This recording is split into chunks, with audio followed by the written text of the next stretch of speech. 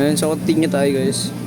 So ito, ginuhitan ko lang siya pag ganun. Tapos pag guhit mo, syempre alamin mo kung nasan yung tinik. Makikita naman siya, ito yung tinik niya nandito sa left side ko. So ito yung right side, wala ang tinik, nandito sa left side. Ayan. Lupitin lang natin siya. Tapos yun, tanggalin natin. May onting naman talaga.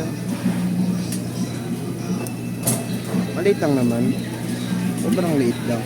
Ayan yung dark meat kung tawagin. Sa gitna niya. Yung dugo niya. So ito yung may pattern naman siya, may guhit na siya. Kahit dito sa kabila meron, di ba? Hindi ko pa ginuguhitan, meron. So sinundan ko lang din. In-stand ko lang ng onti. Diba ito? Diretso. Stand mo ng onti. Tagilid mo lang. Tsaka mo siya guhitan. Sundan mo yung guhit. Mas madali kasi pag sinundan yung guhit.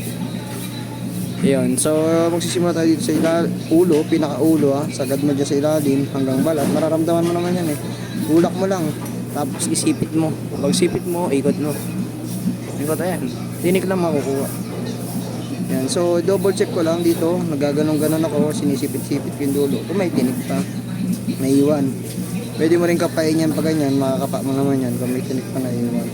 So ganun lang, tuloy-tuloy lang din gagawin mo. Pasok sa ilalim, sipit, ikot. Tinik lang makukuha. Alalayan mo lang ng hilalaki mo, syempre. Kasi pag hindi mo nalalayan, kasama yung laman. Ayan, diba, napasok na. Alalay, ikot, hila. Ayun. Ganun lang guys. Hanggang dulo.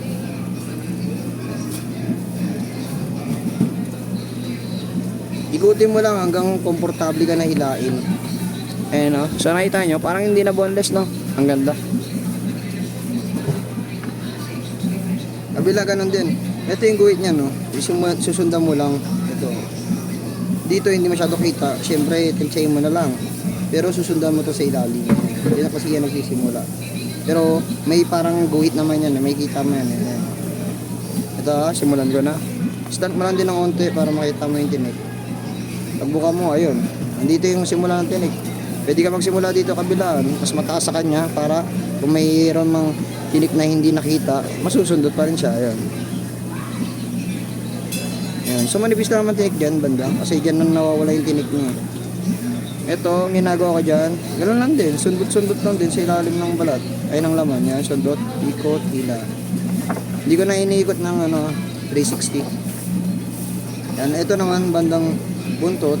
Sinusungkit ko lang yung pinakadulo ng tinik. Tapos, pinapalabas ko lang. Sinisipit-sipit konti. Para lumabas. Pag lumabas ngayon, pwede ko na siyang hilain. Hilain. Yan. Ayun, ganun lang. Wala lang, tinik yan guys. Ganun din sa gitna. Ito din, oh. Gitna. Guhitan mo lang din ulit. Tignan mo kung saan pupunta yung tinik. Andito, tsaka nandito. So, magkaiba sila, no? Hanapin mo talaga. Paghanap mo nga guys, ayun. So, iiwalay mo lang ulit siya sa laman. Kasama yung black meat niya dyan Ayan. Tapos gupitin mo lang palabas. Ayan. Okay na, wala kang tinik yan guys. Meron din dito. Diba sinabi ko may guhit naman siya. Sundan mo lang, stand mo lang ng konti patagilid. Pag buklat mo, makikita mo na yung tinik. Ayan. Magsimula ka ulit sa pinakadulo. Kasi dulo-dulo ang tinik niyan. Ayan. Pasok mo sa ilalim. Pag okay na, ikot mo na guys. Ikot ka din naman dito. Sundot, sipit, takpan, ikot.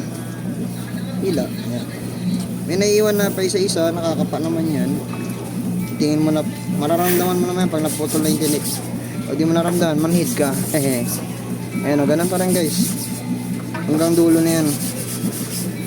So ayan, ganun pa rin. Sundot, ikot, hila. Sana may natutunan guys ha. Finish na guys. Ito, tinatanggal ko na lang yan gamit ng kutsilyo. Dito lang sa pagputol ng buntot hanggang dito. Kasi minsan tinik lang din naman yun nandyan. Ayan o, susungitin mo lang siya para malabas yung palikpik. Tapos wala, nakagawa ka na ng boneless na wala lang tinik guys. Kahit double check mo yan guys.